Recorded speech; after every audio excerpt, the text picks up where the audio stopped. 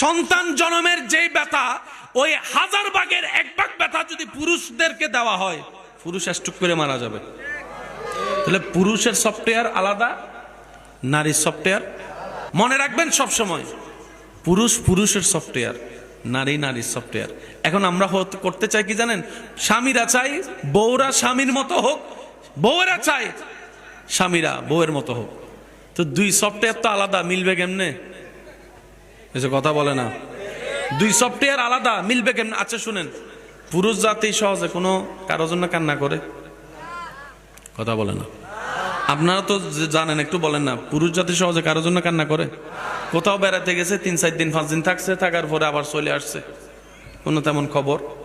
আমার মা বোনেরা কোথাও যাইয়া যদি 1 সপ্তাহ থাকে কোন একটা ঘরে বিয়ের অনুষ্ঠানে, এই বাইরে হওয়ার সময় একজন আরেকজনকে জড়া দেয়, ওরে কান্না আছে না নাই? আবার যাওয়ার সময় বলে তোমাদেরকে খুব বেশি মিস করব।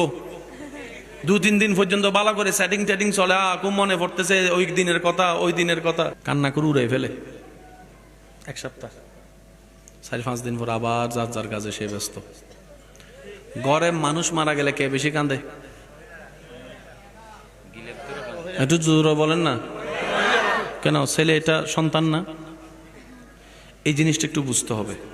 পুরুষের মন মাইন্ডসেট সৃষ্টিগতভাবে আলাদা, নারীদের মন মাইন্ডসেট সৃষ্টিগতভাবে।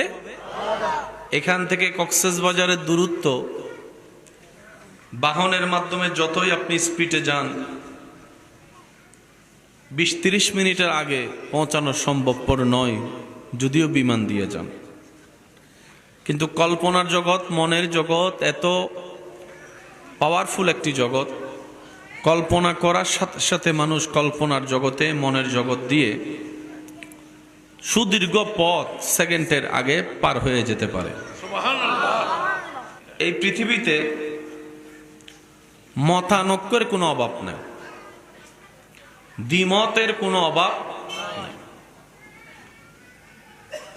জীবনকে যত বুঝতে শিখবেন, এই জীবন তত আপনার জন্য সহজ হয়ে সামনে আসবে। পকেটে রাখা হেডফোন বের করলে জট লেগে যাওয়াটাই স্বাভাবিক। মেজাজ গরম করে টান দিলে লস আপনারই হবে, ছিঁড়ে যাবে। আমার মা বোন যখন কাঁথা সিলায়, কাতার সেই সুতিটা যখন একটা জায়গায় গিট লেগে যায়, টান দিলে ছিঁড়ে যাবে, কাহিনী লম্বা হয়ে যাবে। এই পৃথিবীতে যতদিন আপনি বেঁচে থাকবেন, মানেন কিংবা না মানেন, তর্ক ছিল, আছে, থাকবে। ঝগড়া ছিল, আছে, থাকবে। বাহিরের মানুষের সাথে ঝগড়া তর্ক তো মেনে নেওয়া যায়। এক মার পেটের 5 ভাই, সে 5 ভাইও তো ঝগড়ায় লেগে আছে, বলেন না ভাইয়া? কেউ কাউকে সহ্য করতে, কেউ কাউকে সহ্য করতে। লাভটা কি হচ্ছে?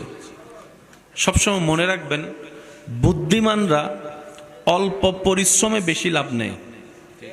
সুবহানাল্লাহ বলেন না? বুদ্ধিমানরা পরিশ্রম অল্প, লাভ নেই বেশি। আর যেখানে নবী রাহমাতুল লিল আলামিনের উম্মতের কথা আসবে, একটু সুবহানাল্লাহ বলবেন না ভাইয়া?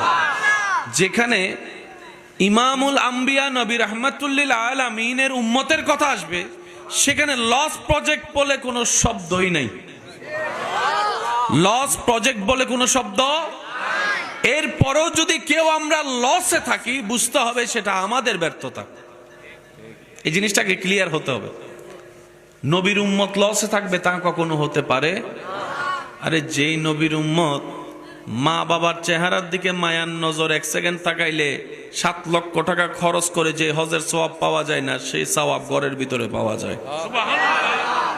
সে নবীর উম্মত তো কখনো লসে থাকতে পারে? বলেন না, লসে থাকতে পারে? যেই নবীর উম্মত হাসলে হয়ে যায় সদকায়ে জারিয়ার সওয়াব, কান্না করলে হয়ে যায় গুনাহ মাফ, সেই নবীর উম্মত তো কখনো লস প্রজেক্টে থাকতে পারে? বলেন না, লস প্রজেক্টে থাকতে পারে?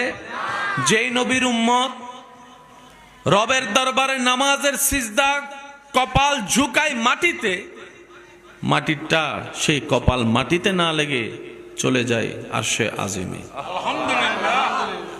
সেই নবীর উম্মত কখনো লস প্রজেক্টে থাকতে। যত লস প্রজেক্ট মনে রাখবেন, সব আমাদের প্ল্যানিং এর ভুল, আমাদের চিন্তার ভুল, আমাদের সিদ্ধান্তের ভুল, আমাদের নিজেদের ভুলের কারণেই নিজেরাই লস প্রজেক্টে থাকি। এক কথায় বলতে গেলে নিজের পায়ে নিজে আমরা কুড়াল মারি। এবার বলেন দোষ কাদের? একটু সবাই বলি ভাইয়া, দোষ কাদের?